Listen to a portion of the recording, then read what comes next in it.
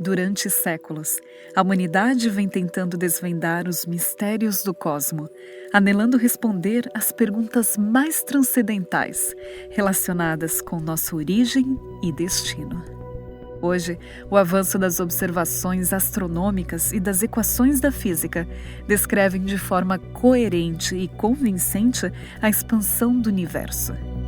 Através da teoria do Big Bang, podemos saber como ele era desde os primeiros instantes em que se formou. Porém, uma pergunta continua latente. Em um ambiente carente de matéria, espaço e tempo, o que teria dado origem ao Big Bang?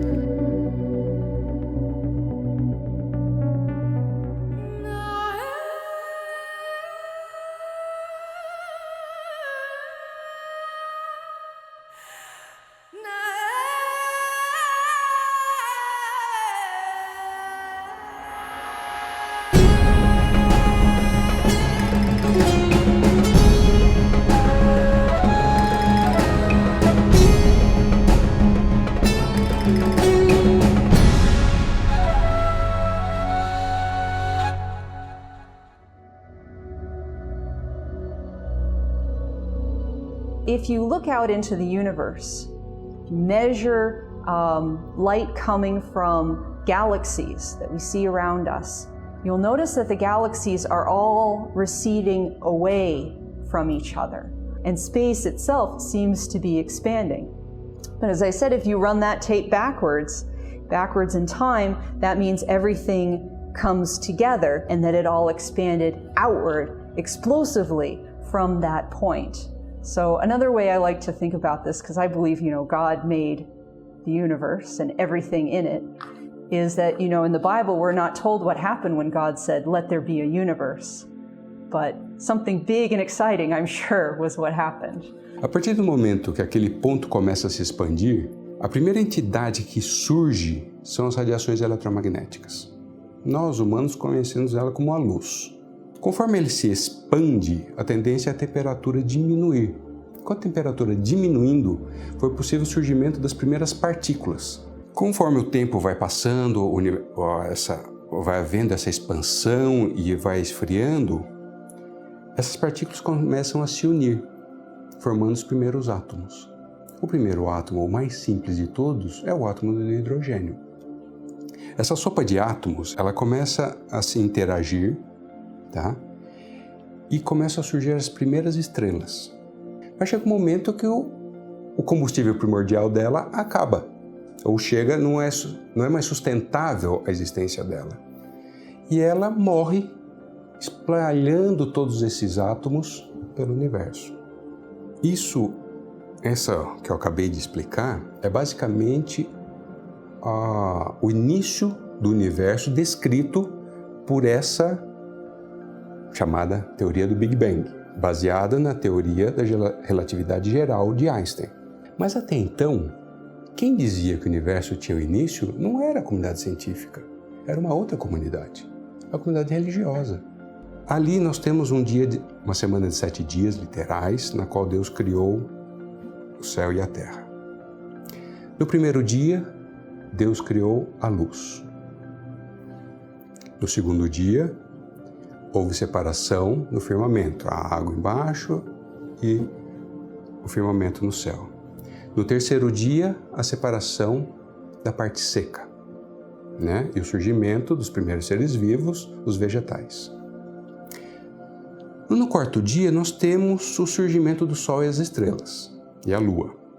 Algo relacionado ao primeiro dia, né? Os protagonistas, que emite a luz ou reflete a luz. No quarto dia, você tem os animais aquáticos e aéreos, remetendo novamente ao segundo dia, onde foi gerado a água, criados os mares. No sexto dia, você tem os animais terrestres, remetendo ao terceiro dia. E a cereja do bolo, que é o ser humano. Se nós olharmos o que eu acabei de contar a respeito da teoria do Big Bang, nós vamos olhar que a sequência entre os 3 primeiros dias, ou esse paralelo entre os 3 últimos e os 3 primeiros dias, a sequência é a mesma. A primeira coisa que surgiu no universo a luz. A segunda coisa, os elementos leves. A água é formada de oxigênio e hidrogênio, elementos extremamente leves. A terra é formada por elementos mais pesados e até o ferro é formado no núcleo das estrelas. Nós medimos isso, nós vemos a emissão de ferro no núcleo das estrelas, né? Então a sequência entre as duas propostas para a criação do universo é a mesma. Mas isso poderia indicar que o relato da criação bíblica é coerente com as informações providas pela ciência? O Gênesis aponta para a criação do universo ou simplesmente se limita à criação da Terra? Estamos falando de um grande evento onde tudo surge imediatamente e a partir do nada? Ou poderiam ser eventos separados? When we read Genesis 1:1, it seems quite simple. In the beginning, God created the heavens and the earth. It's hard to imagine that there would be big debates about what this means. But there really are several different views, even among those who take the Bible seriously, trying to understand what this means. The first one, the traditional one, is to take this as a description of God's creating the universe, the heavens and the earth. The heavens referring to the one extreme of God's creation and the earth to the other extreme of God's creation. And so he's really saying the heavens and the earth is a shorthand for saying everything that was created. Then there are others who again believe that this is to be taken seriously, but they take the word heavens and earth as more limited. They take it in harmony with the use of the word heaven later in this chapter as referring to the sky of our planet and the earth as just our planet. And so it's describing then God's beginning for this earth, but not for the whole universe. Then the other difference is to whether we take this verse as an independent clause, as a regular statement, in the beginning God created the heavens and the earth, or we take it as a dependent clause. When God began to create the heavens and the earth, comma, the earth was without form and void and so forth. And that makes a big difference. Independent clause, as a full sentence, then it implies that God was before everything, that it was we say it in Latin, creatio ex nihilo, creation out of nothing. That before God, there was nothing except God. Whereas if you take it as when God began to create the heavens and the earth, comma, the earth was, well, it assumes that the earth is already in existence as God's starting to create. So is the earth then existing forever? Are the heavens existing forever? Is matter eternal, just as God is eternal? Well, the text doesn't answer it.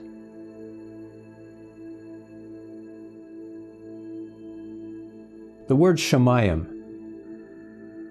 means heavens. It can mean sky, the immediate surrounding firmament, or it can also mean the distant heavens, where the distant heavens where the stars are. And it depends upon the context. In the beginning, God created the heavens and the earth. We have these two words, heavens and earth, together. And often when you, in the Hebrew, have two words that represent extremes, we call this a merism, and they're an expression of the totality by mentioning the two extremes of the totality, in which case this would be a shorthand for saying in the beginning God created the whole universe, the heavens and the earth, the two extremes. I personally believe the context favors taking verse 1, heaven and earth, as a merism, and then in the succeeding verses, we not only have the mention of heaven, but we also have the mention of earth, and we have then the mention of seas. They're all three named. God named heaven, He named earth, and He named seas. Now there's three things, not just two. with three things, you don't have a merism anymore. You don't have the two extremes. And so I argue that in verses 3 and following, we're not talking about the universe anymore. We're focused in on the earth, but we're focused upon the three habitats. The heavens where the birds inhabit, and the earth where the land creatures inhabit, and the sea where the fish inhabit. So God is actually creating three habitats for this earth. A maioria dos estudiosos concorda com o fato de que a Bíblia não é um livro de ciência. Embora algumas coisas possam ser deduzidas de suas linhas ou entrelinhas, a maior parte dos aspectos científicos não são sequer mencionados em suas páginas. No entanto, já que a ciência não consegue explicar de onde veio a singularidade que deu origem ao universo e que teria provocado sua posterior expansão, na hora de buscar respostas sobre as origens, poderia ser que os únicos detalhes relacionados com a gênese do Big Bang só os encontraremos no primeiro capítulo da Bíblia. No princípio, criou Deus os céus e a terra.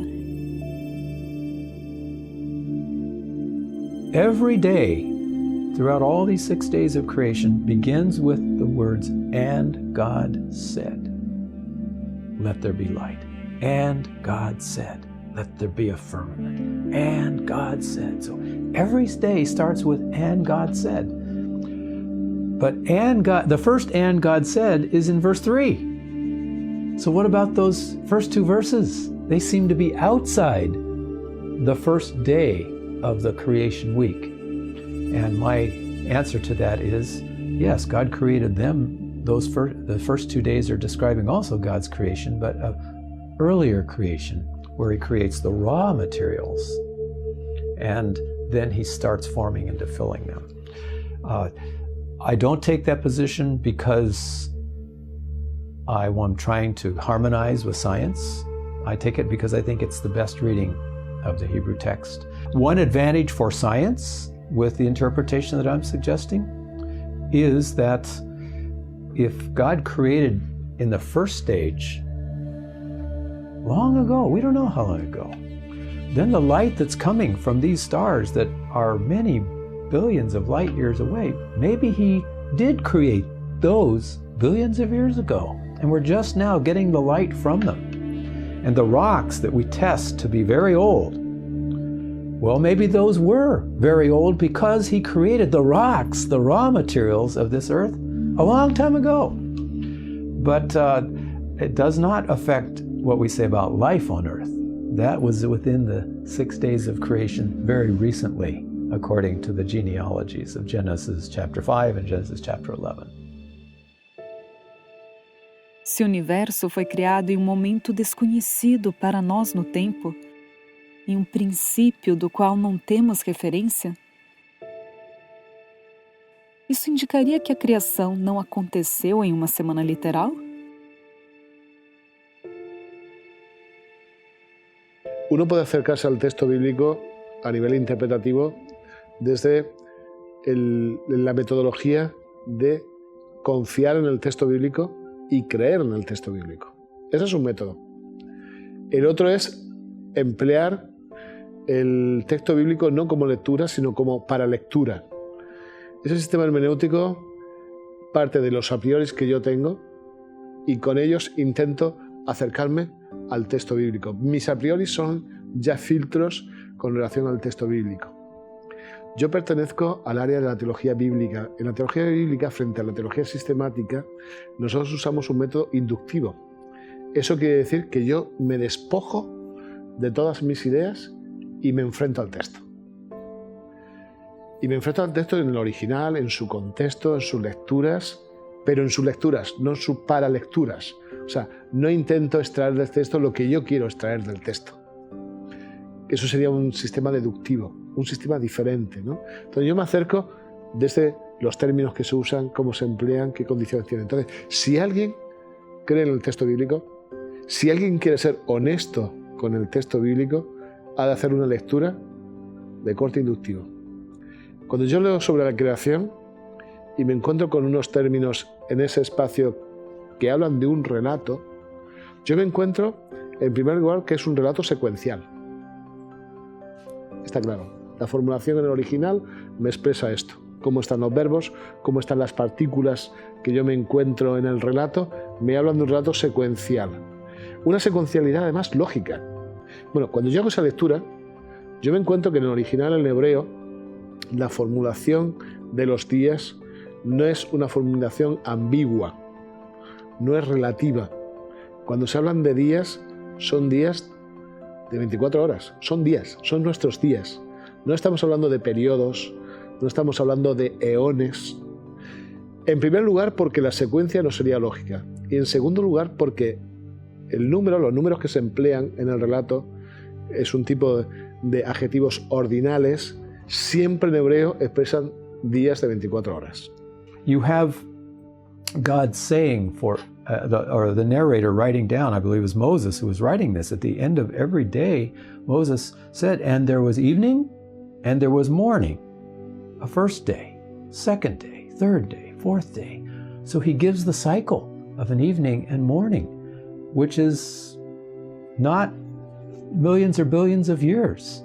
It's a cycle that we are very acquainted with still today. You go to the hundreds of places elsewhere in the Bible where you have this first day, second day, using a number as an adjective and then the word day. It's always a literal day. It's never a figurative day. And so to be consistent, this would need to be a literal day. Genesis has 13 different headings that basically structure the whole book of Genesis, and it's the Hebrew word toledot, which is in translation generations, or it can be translated even history or account. And each major section of Genesis is given this heading, sometimes at the beginning, sometimes at the end. These are the generations of the heavens and the earth when they were created. These are the generations of Noah. These are the generations of Jacob, of Joseph. The whole story of Genesis has these as the headings. Now, if the same word is used for the heading of all the sections, well, either they're all literal or they're all not literal. If God says Abraham and Jacob and Isaac and Joseph are history, literal history, toledot, and then he says the creation is also toledot, you can't consistently throw one aside as non-literal and take the others as literal. And every New Testament writer, including Jesus, that didn't write but is quoted, every single one refers to the 11 chapters of Genesis, the early history of Genesis, as literal history and builds argument based upon that literal history. Jesus does it as it was in the beginning, and he goes back to the story of Adam and tells the creation story and quotes from Genesis chapter 2 and Genesis chapter 1. So Jesus understood it as literal. Mira, yo tengo un principio hermenéutico que me ha hecho mucho bien en mi vida. Cuando no entiendo un texto bíblico, la culpa no la tiene el texto. La culpa es que yo no entiendo el texto. Yo no lo comprendo. No es que el texto se equivoca. Si algo no funciona en mi interpretación, tengo que tener más paciencia. Tengo que investigar más. A lo mejor estoy usando un proceso mental que no es el correcto porque mi mentalidad greco-romana me lleva a un proceso de pensamiento y el proceso de pensamiento es otro. Te voy a dar un ejemplo muy curioso. Cuando la gente estudia los evangelios y ve relatos distintos, misma escena y parecen distintos, dice, ¿cuál es cierto? ¿Este o este? Uno de los dos no puede ser cierto. Esa es la mentalidad greco-romana. Nosotros funcionamos por análisis, por datos suplementarios. Puede ser este o este.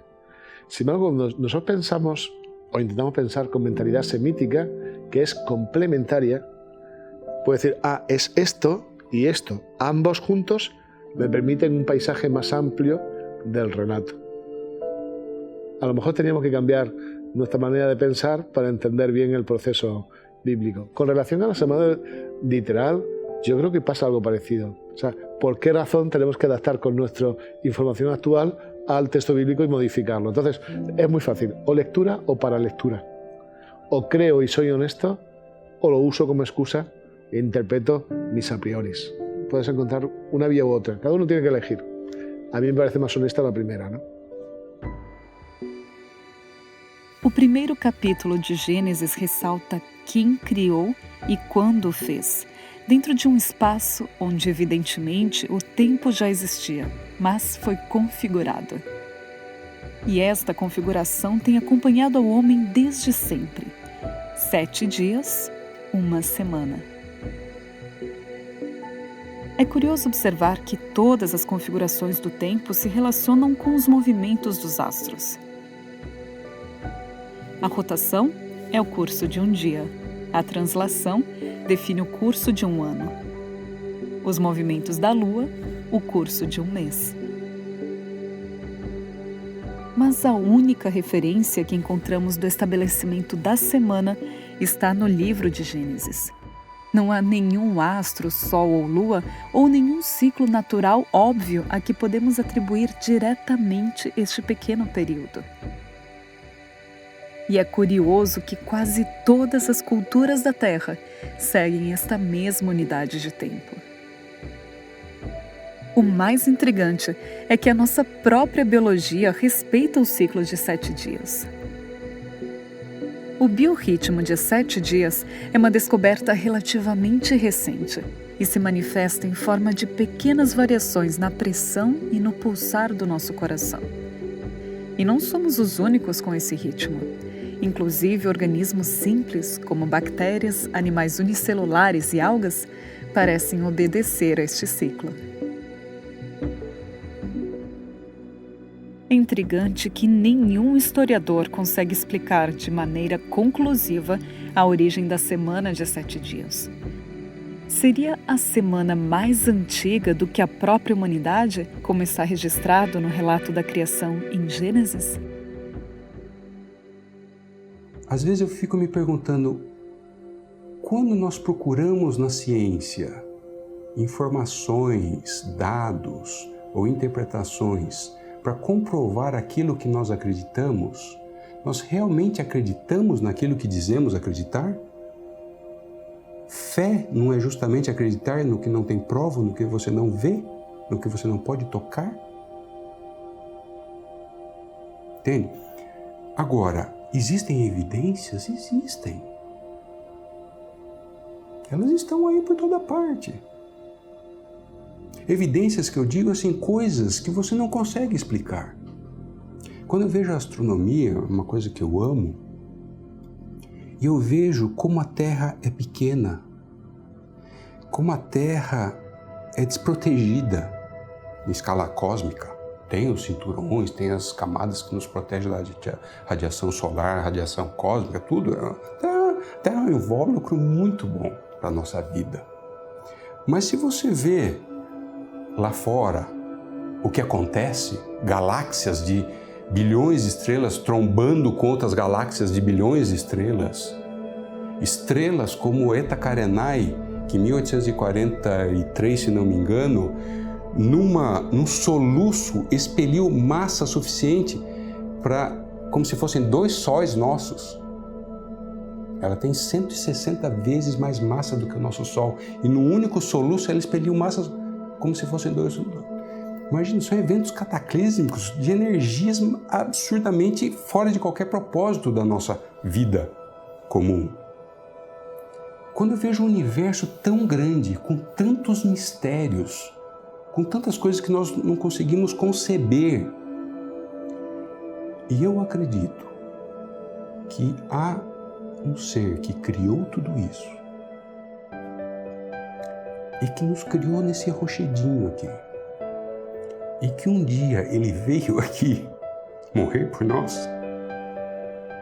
É inconcebível isso, é insano, foge a qualquer propósito da nossa razão uma coisa dessa. Eu não consigo conceber algo mais maravilhoso do que isso.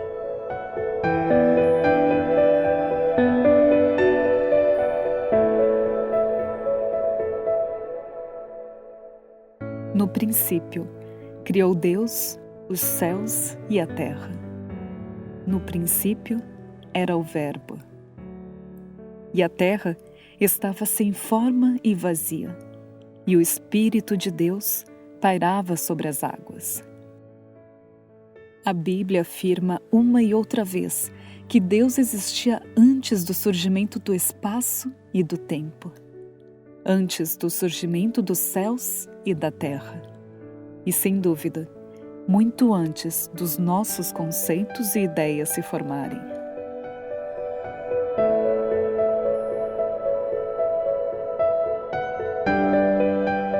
Ele existia no princípio, em nosso princípio, o que sugere que ele existia ainda antes de todo o começo, além dos limites do tempo.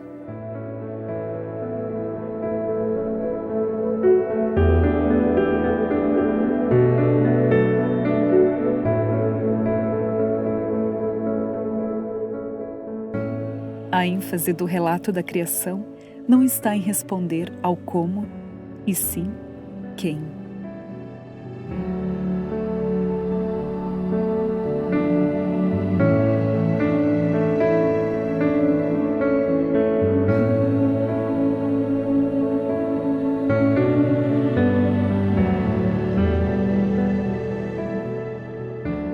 Aquele cuja inteligência, sofisticação e capacidade de nos criar nos supera como o infinito supera o tempo.